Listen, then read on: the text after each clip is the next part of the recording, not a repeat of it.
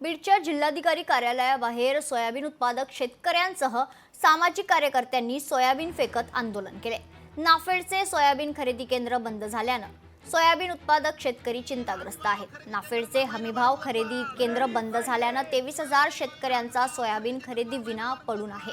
त्यामुळे या सोयाबीनची हमीभावानं खरेदी केली जावी या मागणीसाठी जिल्हाधिकारी कार्यालयाबाहेर आंदोलकांनी सोयाबीन फेकत आंदोलन केले। महिनाभर मुदतवाढ मिळाली पाहिजे।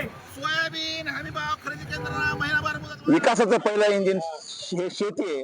त्यानंतर उपमुख्यमंत्री असं म्हणतात की आर्टिफिशियल इंटेलिजन्स, कृषी मंत्री म्हणतात की ड्रोनच्या सहाय्याने शेती करायला पाहिजे। म्हणजे एकीकडे मोठ्या प्रमाणावर हे धोरण राबवत असताना प्रत्यक्षात मात्र शासन दुटप्पी धोरण करतंय, शेतकरी विरुद्ध राबवत आहे। याचा निषेध करण्यासाठी आज आम्ही जिल्हाधिकारी कार्यालयासमोर सोयाबीन उधळून शासनाचा निषेध केलेला आहे। आणि आमची प्रमुख मागणी आहे की सोयाबीन हमीभाव खरेदी केंद्र अजून एक महिनाभर यांना मुदतवाढ देण्यात यावी, ही आमची प्रमुख मागणी आहे। लोकशाही मराठी ऐका, पहा, जागरूक रहा।